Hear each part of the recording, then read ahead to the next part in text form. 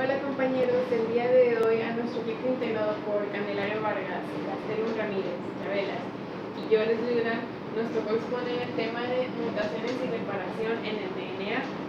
Y bueno, me gustaría comenzar con que aunque sabemos que los procesos de replicación de nuestro material genético son muy precisos, no son nada perfectos, por lo que pueden producirse ciertos errorcillos en este proceso de replicación y nos van a generar cambios mutagenéticos. Ahora bien, definiendo de una manera más concreta qué es una mutación, tenemos a la secuencia de ADN, la cual está conformada por una doble cadena de nucleótidos, unida entre sí por las bases adenina, timina, citosina y guanina. Estas van a estar enlazadas entre sí en las siguientes combinaciones: adenina, timina y citosina, guanina. Estas combinaciones son muy esenciales y deben estar así, porque de lo contrario nos generan un error que conocemos como mutación. Durante el proceso de replicación de nuestro DNA, los errores producidos por la incorporación de los nucleótidos que son incorrectos a nuestra cadena de DNA que se está formando pueden corregirse aún. Esto mediante la acción de nuestra exonucleasa de la enzima DNA-POL, la cual tiene una función muy importante, y es que se encarga de revisar que los nucleótidos que se van adicionando corresponden de acuerdo a nuestra molécula molde, y si no es así, se encarga de corregir, elimina los que están mal y adiciona los que están correctos. Hay algunas ocasiones en las que este mecanismo de reparación pasa desapercibido y esto nos genera una mutación permanente. Sin embargo, hay una manera de evitar estas mutaciones permanentes, y es que todos los seres vivos, tanto organismos eucariotas como procariotas, contamos con un sistema de verificación y de reparación que van a corregir todos los cambios que sufra nuestro DNA, debido ya sea a factores internos o externos. Ahora pasamos a la clasificación de las mutaciones, las cuales se dan según su efecto. Me tomé la libertad de indicar algunas de ellas. Por ejemplo, tenemos que la germinal y la somática es según su efecto para la especie. La mutación puntual o génica se da según su impacto en la secuencia de la proteína. Y la mutación neutra, la cual es según su efecto adaptativo. Claro, no solamente voy a mencionar esto, sino las demás, y más adelante mi compañera explicará las restantes. Tenemos en las primeras la mutación germinal, somática, puntualogénica, sin sentido, de sentido equivocado, por sustitución de bases, neutra, de desplazamiento de marco de lectura y por pérdida de nucleótidos o de elección. Vamos a iniciar con las mutaciones germinal y somática. La mutación germinal se da dentro de las células sexuales, y esta se transmite a la siguiente generación si y solo si una célula mutada participa en la fecundación, por lo que es muy importante cuando se da la evolución. Estas mutaciones germinales no dañan al individuo mismo. Sin embargo, hay casos en los que un individuo con un fenotipo normal y sin antecedentes familiares puede ser portador de estas células germinales y no son detectadas sino hasta que se incorporan con un cigoto, y al ser estas heredadas pueden desencadenar una enfermedad. Pasando ahora con la mutación somática, tenemos que esta ocurre en cualquier célula del cuerpo excepto en las células germinales, y no se transmiten a la descendencia, solo a las células que se originen a partir de estas. Estas mutaciones generan individuos mosaico, es decir, es una alteración genética en la que en un mismo individuo coexisten dos o más poblaciones de células con un distinto fenotipo, pero de un mismo cigoto. Entonces, si la mutación se produce en un tejido cuya célula está en división, existe una posibilidad de que surja un clon mutante que se descontrole dentro de la célula de tal forma que se pueda desencadenar una neoplasia. En cambio, si esta mutación ocurre en una célula que ya no se va a volver a dividir, entonces el efecto va a ser mínimo o bien puede ser nulo. Existen esas dos posibilidades. Continuamos con las mutaciones puntualogénicas y la mutación sin sentido. Primeramente tenemos que la mutación puntualogénica ocurre en un par de bases o en un número reducido de bases adyacentes, y bueno, esta puede deberse a la modificación química del DNA, y esto provoca que cambian una base nitrogenada por otra diferente.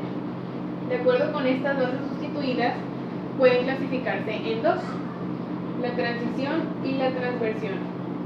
Dentro de la transición existe un cambio de los nucleótidos por uno de la misma clase, es decir, que queda la purina con la purina y la pirimidina con la pirimidina. Y en la transversión ocurre lo contrario, es el cambio de los nucleótidos pero por otro diferente, por lo que quedaría purina y pirimidina y viceversa.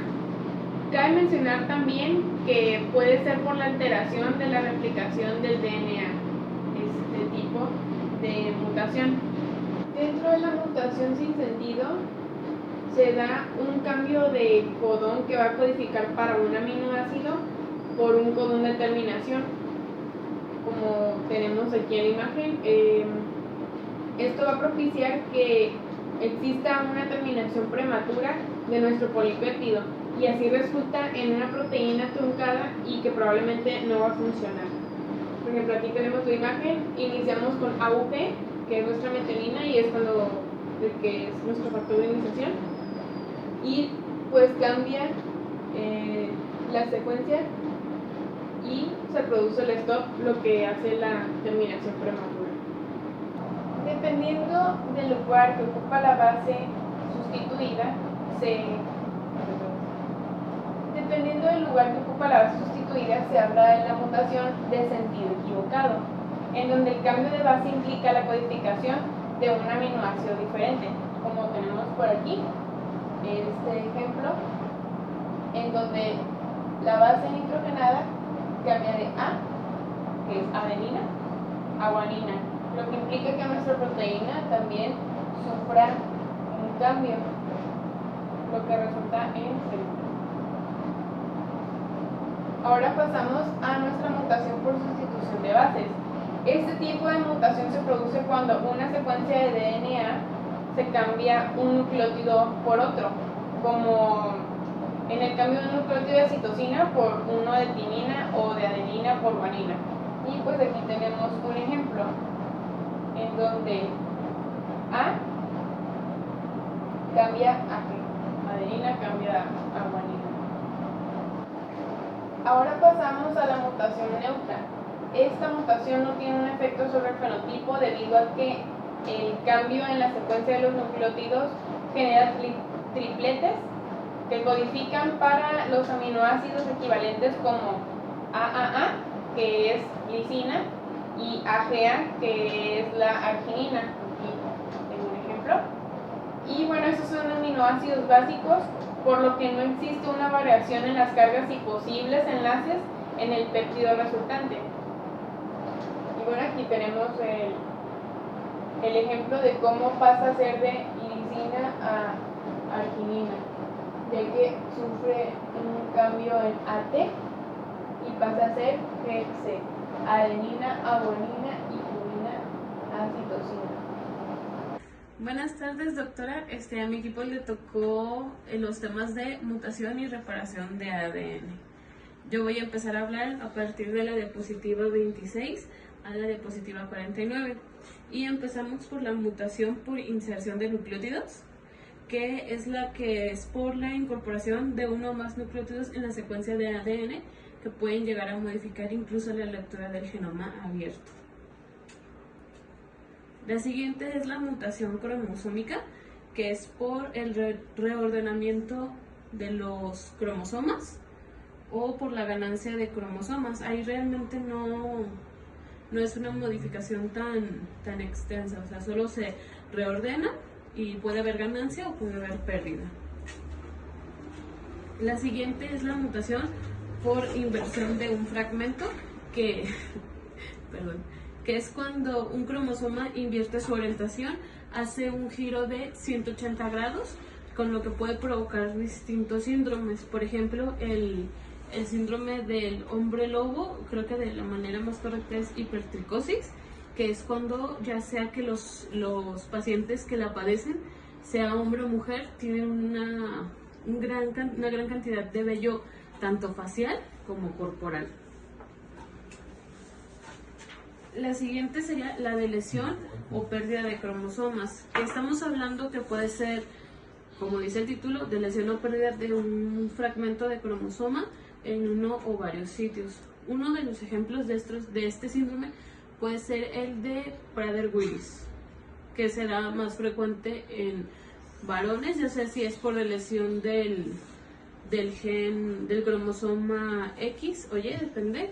Si es paterno o materno, va a depender la gravedad que tenga este síndrome. El siguiente es por duplicación de fragmentos, que es que se van a duplicar varios fragmentos de cromosoma, y esto se debe a una consecuencia que ocurre en la meiosis, que es por el entrecruzamiento de estos mismos cromosomas. La siguiente es la mutación por traslocación, que se presenta por un cambio en la posición de los fragmentos cromosómicos, y normalmente esto puede ocurrir en los pacientes con síndrome de Down. Ocurre más o menos en el 5% de los pacientes que padecen este síndrome. El siguiente es la mutación por genómicas, que va a afectar al número de cromosomas o va a afectar directamente al genoma humano. La que sigue son las poliploidías.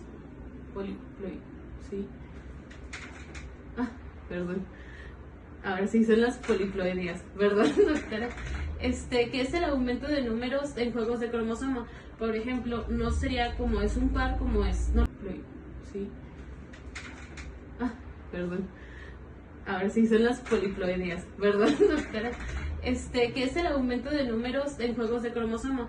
Por ejemplo, no sería como es un par, como es... Normalmente serían 2 o 3 o 4, que ahí entran las triploidías, tetraploidías y pentaploidías. Un ejemplo muy claro de esta mutación es el síndrome de Down, ya que es una triploidía por lesión en el cromosoma 21. La que sigue son las haploidías, que es como normalmente están los cromosomas, que solo hay un juego de cromosomas en lugar de un par, que es pues lo normal. La que sigue son las aneuploidías. Es ahí cuando se está modificando el número de copias. En lugar de haber 2 copias, puede haber 1, 2, 3 o 4 copias del mismo cromosoma. La que sigue son los mutágenos, que son agentes que van ocasionan el incremento de las frecuencias de las mismas mutaciones. Se dice que el 90% de estas mutaciones se originan por la ruptura del ADN. La que sigue son los agentes físicos. Son químicos, perdón. Los agentes químicos son los mismos que también van a alterar la secuencia de ADN, pero con ellas directamente. Por ejemplo, pueden ser los colorantes como la clorina, el ácido nítrico, y una droga muy común que también afecta esta estructura de ADN es el LSD. ¿Ahora siguen los físicos? ¿Sí dije los físicos? Sí. Ok, perdón, ahora siguen los agentes biológicos, que estos son organismos que alteran la estructura del material genético, pero se une el ADN de esa mutación, de esa célula, se une directamente con la secuencia de ADN humano. Los ejemplos de estos pueden ser virus, hongos o bacterias. Un claro ejemplo actualmente podría ser lo que estamos pasando con el coronavirus, que es un virus que pues directamente entra y modifica las secuencias de ADN. Los cancerígenos son las mutaciones que van en secuencia, que van a conducir a la malignización de la célula en división. O sea, se va a dividir de una manera muy rápida y más de esa manera rápida va a destruir a todas las células sanas. O sea, prácticamente se las comen y son las que van a sobresalir en el ADN. Los teratógenos son agentes químicos en el ambiente con la capacidad de alterar o dañar al ser humano.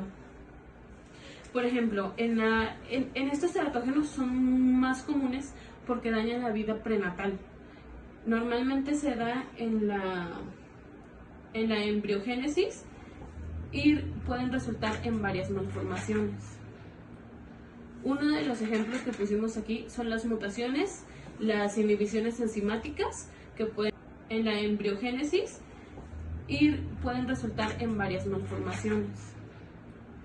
Uno de los ejemplos que pusimos aquí son las mutaciones, las inhibiciones enzimáticas que pueden dañar directamente al feto. En la organogénesis, pues como anteriormente ya lo mencionaba, se dañan o se alteran el desarrollo de forma fisiológica, anatómica y más que nada pues se da en el periodo de vida fetal. Los polimorfismos son formas alélicas del mismo cromosoma, pero no suelen ser una mutación. Es una variación en el ADN que más o menos tiene el 1% de la población. Existen dos formas de polimorfismos, que son los que tienen un solo tipo de nucleótido o los que tienen varios números de repeticiones de nucleótidos. Los polimorfismos de un solo nucleótido son por la sustitución de uno o varios nucleótidos en la misma secuencia de ADN que se dan por una deleción o una inserción del cromosoma. ¿Así el número de repeticiones, ¿no? Sí. El número de repeticiones se utilizan más que nada como marcadores moleculares para pruebas de paternidad. Las personas con mayor adaptación a una mutación pueden transmitirla a sus diferentes generaciones. Van transmitiendo esa cualidad. Como hay personas que no sienten el dolor, ese mismo gen que se adaptó a su organismo lo van a ir pasando a sus siguientes generaciones.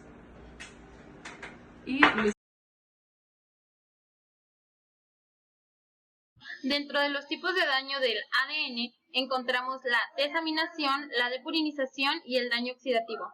La desaminación es la pérdida de grupos amino de las bases nitrogenadas. Un claro ejemplo es cuando la citosina pierde al grupo amino convirtiéndose en uracilo. El uracilo no es reconocido por la secuencia de ADN, lo que produce pares de bases iguales, como sería guanina-citosina, adenina-timina. La depurinización consiste en la eliminación del enlace N-glucosídico entre la base nitrogenada y el azúcar, lo que genera una pérdida de adeninas o guaninas, generando una mutación de delección. El daño oxidativo es producido por el metabolismo aerobio. El metabolismo aerobio produce especies reactivas de oxígeno, como sería el superóxido o el peróxido de hidrógeno, las cuales producen este tipo de daño. Entre los factores que provocan las alteraciones del ADN o las mutaciones del ADN encontramos agentes alquilantes, agentes intercalantes, análogos de bases y energía ionizante. Los agentes alquilantes son compuestos que añaden grupos alquilo a las bases nitrogenadas. Dichas añadiduras alteran el patrón de apareamiento, lo que provoca un bloqueamiento de la replicación. Los agentes intercalantes son compuestos que se intercalan entre los nucleótidos de DNA y producen adiciones de un solo par. Dichas añadiduras alteran la secuencia codificadora lo que imposibilita una lectura correcta. Los análogos de bases son compuestos químicos con estructura similar a las bases nitrogenadas normales, provocando errores en la replicación, dado a que no se aparean de una manera correcta. La energía ionizante, que es la exposición del DNA a la luz ultravioleta, produce dímeros de pirimidinas, lo que produce enlaces covalentes y hace una unión anormal con la cadena complementaria. Para minimizar los daños que se pueden producir al material genético, existen diferentes tipos de reparación. Uno de ellos es la reparación directa, que esta se genera directamente después de ser producidos tanto el DNA como el error. Existe una enzima, la enzima fotoliasa, que reconoce los dímeros de pirimidinas provocados por la energía ionizante y une al dímero y utiliza la energía de la enzima para romper los enlaces y así eliminar el error o que el ADN vaya con el menor error posible. Es como un factor de corrección. Existe otra enzima que se llama la alquintransferasa, que elimina los grupos alquilos de la guanina y restaura a la estructura original. Como podemos ver en la imagen, esta es una enzima fotorreparadora. En este caso sería como la enzima fotoliasa, que va a reconocer el sitio dañado, va a ir, va a hacer la entrada de luz, va a romper los enlaces y va a restaurar el daño. Otro tipo de reparación del ADN es la reparación por escisión. Existen dos tipos de reparación por escisión. Está la reparación por escisión de bases o la reparación por escisión de nucleótidos. La reparación por escisión de bases elimina del genoma las bases dañadas producidas por la alquilación, la radiación, la oxidación y la desaminación. Este utiliza un proceso en donde se hidroliza el enlace glucosídico, se elimina la base dañada o donde está el error y la DNA o la ADN polimerasa adiciona nucleótidos rellenando el hueco. Se forma un enlace fosfodiéster gracias a la ligasa. Este proceso se hace para eliminar bases dañadas y rellenarla con bases nuevas y que el ADN continúe como si nunca hubiera sufrido un error. La reparación por escisión de nucleótidos reconoce la lesión que provoca la distorsión. Esta distorsión está dada por una doble cadena. Reconoce el daño, la endonucleasa hidroliza los enlaces fosfodiéster, la helicasa los rompe, eliminan el fragmento de DNA dañado y el hueco es rellenado por la DNA polimerasa y la ligasa sella la cadena. En estas dos son muy similares y participan casi las mismas enzimas, la ligasa para sellar, la ADN polimerasa para rellenar. Lo que tienen de diferente es que la por escisión de bases es solamente para una sola cadena y la por escisión de nucleótidos. Este mecanismo es complejo y a diferencia de los hasta ya estudiados, utiliza una estrategia de recombinación similar a la que operan en intercambio de cromatinas que se da en la meiosis, uniendo regiones homólogas de los cromosomas paternos y maternos. El tipo de alteración que se repara mediante este mecanismo suelen ser aquellas que por diferentes razones no permite disponer de hebra molde. Este último tipo de amolía ha de ser reparada antes de que las células sean recogidas por la polimerasa del ADN, ya que de no ser así, se podría bloquear el proceso replicativo en dicho punto o inducir una mutación permanente en la descendencia celular. El sistema SOS se le denomina sistema de emergencia celular, el cual permite la sobrevivencia bacteriana al momento de la detención de la replicación del ADN al ser dañado. Como bien sabemos, En la replicación del proceso principal, como bien lo dice su nombre, es la replicación de cada una de sus hebras, la cual se lleva a cabo por la ADN polimerasa 3. En dicho proceso de la replicación podemos llegar a encontrar factores de los rayos UV o mutagenéticos, los cuales van a generar mutaciones en los dímeros TT, los cuales van a llevar a la detención de la replicación del ADN. En dicho proceso actúan las proteínas SSBP, las cuales se colocan en la cadena simple para evitar que los nucleótidos se vayan colocando debido a que la replicación se ha detenido.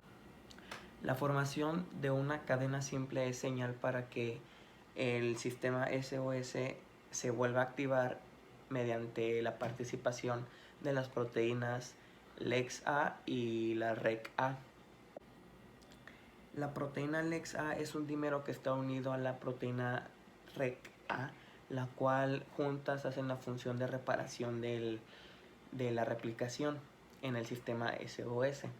Las funciones, el REC-A tiene como participación dos funciones: inhibir la activación de la LEX-A en condiciones normales, y funciona como proteasa para inhibir a dicha proteína que es la LEX-A.